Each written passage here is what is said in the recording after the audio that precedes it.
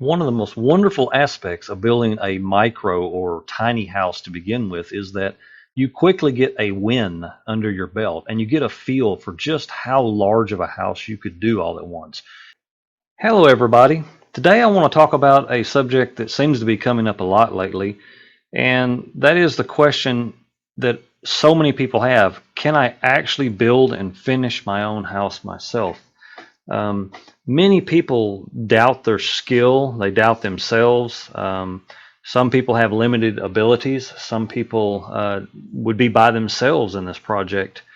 And so I would like to address some of these concerns today. I would like to hopefully encourage you that you can do this.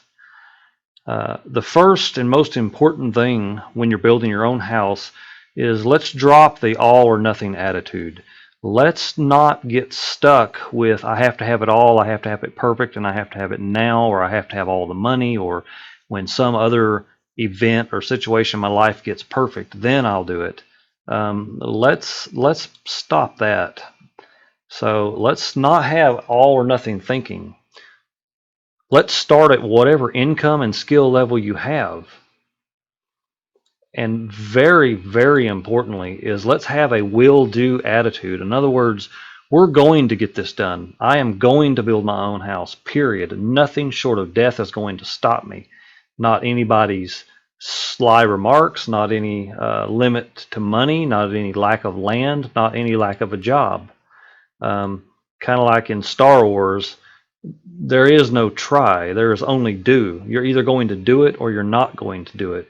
To say that you'll try is to say you're not going to do it. That's just allowing failure. Persistence is next. You need to take daily actions and keep the project moving forward. No matter how discouraged you get, no matter how overwhelming the job may seem at times, as long as you keep making progress, you will get done. This is something that I still face to this day when I'm doing large projects. It can be a little overwhelming, the number of tasks or the amount of work or the number of hours that have to be done. But keep your mind's eye on the vision that you've created for yourself, that lifestyle that's perfect, living inside of your new house.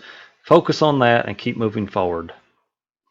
Next, of course, is get the knowledge you need. But remember that the knowledge is only 20%. The rest of it is in the action and in the attitude. So, take a look at our online video course, to find out every detail of how this AirCrete process works, to find out if it's something that you even want to do.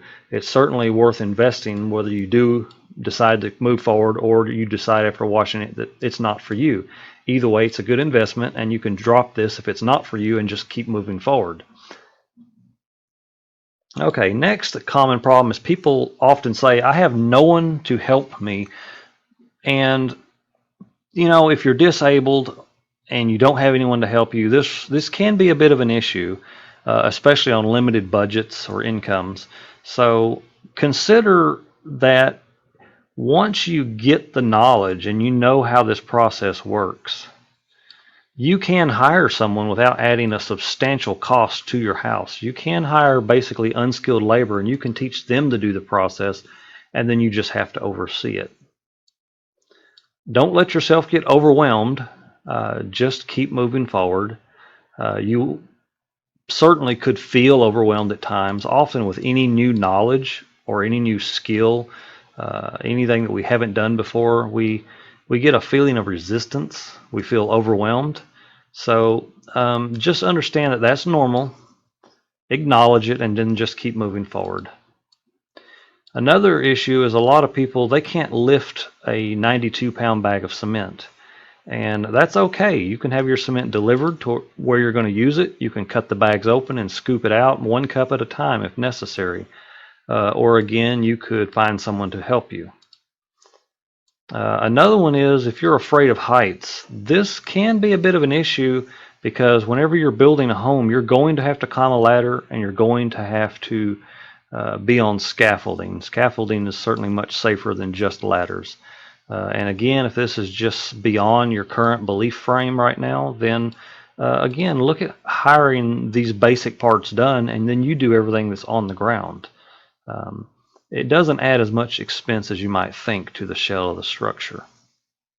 So again, learn these skills and then oversee the unskilled labor to get it done. Don't let anything be an obstacle. There is the option of hiring a workshop to come to your location. It's a fairly big commitment because once you commit to a time and a date, it's not something that can really be canceled or changed. If it's in a remote location, you have to provide bathrooms and showers. But in this model, people come to the workshop, and then the money from the workshop actually pays for all the materials, and you can actually get your first little home built with very little or even no cost to you whatsoever. And this is not something that can just be done immediately. I would say it takes a minimum of 3 months ahead of time, advance notice, to set up a workshop and to begin to advertise for it, to let people know that you have this event going on. And also, very importantly, don't let others' opinions stop you. If you notice, most of the comments on YouTube videos, social media, it's all very negative, and people are often attacking other people. You'll find that people will attack you for wanting to do something like this or do something out of the ordinary. Just ignore it and move on, because I can promise you at the end of the day, they'll be coming to you asking you questions about how you did it, because there is no better proof than seeing. And of course, the options I'll point out again is you can get our online video course. It comes with $300 in free consulting, so you're not alone. You get some live help whenever you need it. Or you can attend one of our anytime or regular workshops and get your hands on the process. So, about the all or nothing attitude, in the early days, settlers built very small structures. They met just their very basic needs. And while many of them didn't really move beyond that, it is a very good principle to start with only what you absolutely have to have and move forward. You know, break out of that debt, break out of that mortgage, put yourself in a position where you're in control of your life, and building just what you need and nothing more is the best place to start, because it is, after all, just a start. Again, don't have the all or nothing attitude, but start. You could do a micro house. A little micro house could be something as simple as this: a little shower, a little tight, but it works, a toilet, a sink, and just a little counter space for a little cooktop. You could get a foam mattress and you cut it off to fit the contour, and you can get this in a 9-foot dome. Or you could build yourself a nice little castle, just a simple beginning bedroom to get started. You know, anything that you desire. So, as to what it might cost to build a 9-foot dome, let's consider what the estimated materials are.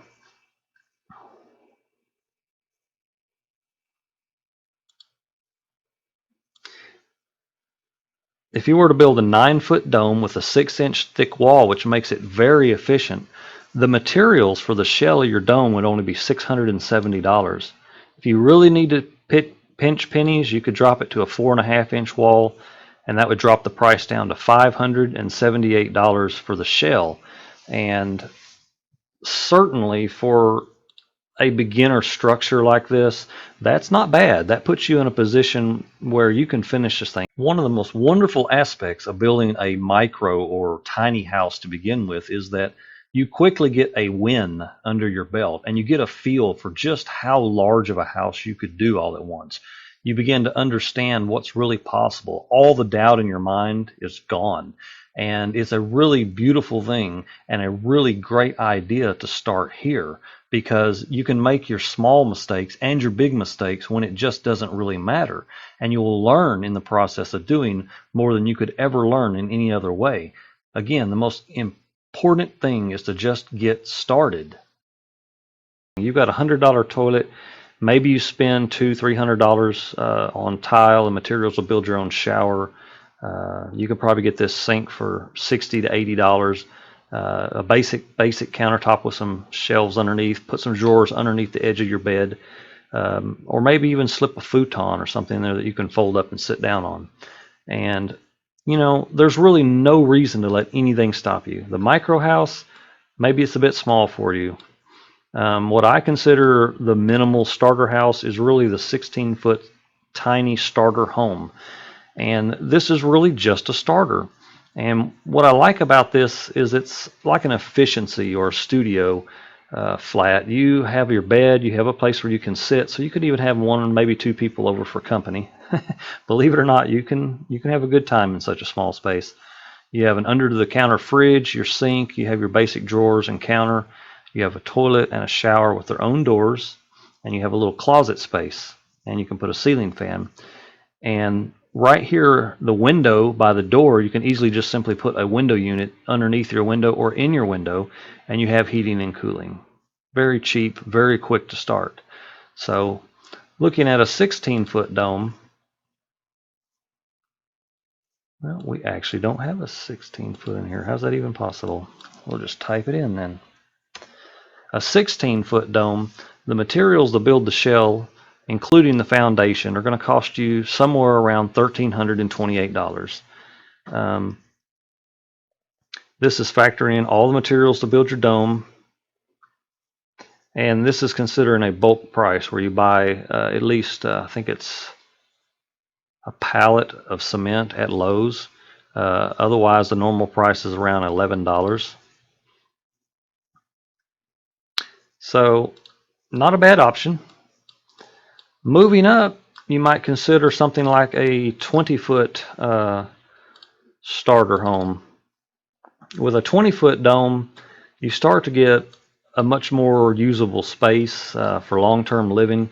You can put in a bed for two. You can have a closet. You could have a tiny but actual bathroom. You have room for your fridge, your sink, and a double burner top. You have an extra window. You got a little space to move around in. Again, you can have your window unit inserted underneath your window. So that's a very good option. And then we move up to what I consider a more normal small home, the 24-foot starter house.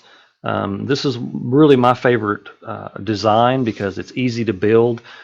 Me, by myself, I can put up the shell of one of these if I stick with it and work hard in 14 days. And, it gives you a nice window to look out. You've got your table, your basic kitchen. Now you have room for a bigger stove. You have an actual bathroom that's big enough to include a washer and a dryer, and you have a closet. If you put your bar on this side, it's sort of a walk-in closet. So this is a really good starter home or even permanent home for one person, or maybe two, depending on how you like to live. If you really want to maximize the openness of this, then you leave this wall out and you make your bed a fold-down bed, and you have all this open space. And it feels especially roomy because you have a 14-foot tall ceiling inside of this structure. Again, you can put a window unit in here, or you can put your heating and cooling unit on a deck above the bathroom. This is a great place to start. Beyond that, you can start moving up into 30-foot domes, or this one, in this case, is 34-foot. Much more roomy. It has a much better feel. You can put in an actual bathtub if you want to. Your bathroom can be your mudroom. You get the point. 30-foot becomes quite nice. Now, we don't have to stop there because beyond the basics of your small homes and your tiny homes is expansion. You don't have to stop. It's literally just a starter home. Like the early settlers, you start with what you need, and then you grow and you continue to add on as you have a need for it or as you just simply desire. Maybe your initial entire dome could become a bathroom, or it could become a guest room. It could become an office or a studio, or it could become storage. You can begin to connect these together, and you can grow your house as far as you want to go. You can just keep going until you've reached a point that it meets your needs and then some. Here's an example of a structure that is really pretty neat. You have one entrance, and you have a dome for each purpose that you choose: offices, living space, storage, workshop. You could have a greenhouse or a nursery. And this is a courtyard and an outdoor kitchen, which I really like the idea of making this a greenhouse by putting something over the top to allow you to grow in an extended season or all season in this space. And it gives you this wonderful grow house, greenhouse space within that every room opens to. So beyond that, there's the future. What would you really like your house to look like? You could build the round structures. They can be monolithic, cast in place, very rapidly built, multi-story if you don't mind climbing stairs. And they're very elegant and beautiful in a lot of ways. Or maybe you put a cylinder inside of a dome and you have porch spaces and outdoor spaces underneath the canopy of the dome. You see, once you're living mortgage free, once you have the basics, you can just keep expanding, and then you can save money and be able to build something beautiful, something amazing, or move into the future, travel the world, or do anything you want. Make that 9-to-5 job completely optional. You see, don't despise small beginnings, because the settlers really had it right. They started with what they needed and they expanded as they needed. And what most people find is when they get into a space like this, you really truly don't need as much as you originally thought you did. You may grow to a point to where you're very comfortable.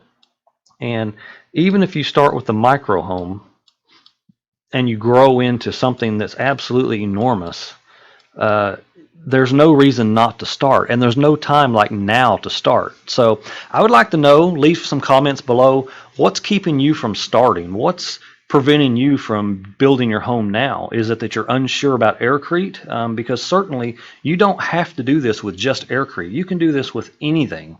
But in the comments below, what does your future look like? Where would you have to start? What do you have to begin with? We have another video that shows, how it's possible on minimum wage to start with nothing and get land and a starter home and a small used car all within 1 year, from nothing to having a life without rent or mortgage. And what would you do with all of that money that you're currently paying in rent or in a mortgage if you had that in your hand, free to spend every month right now? Dream a little.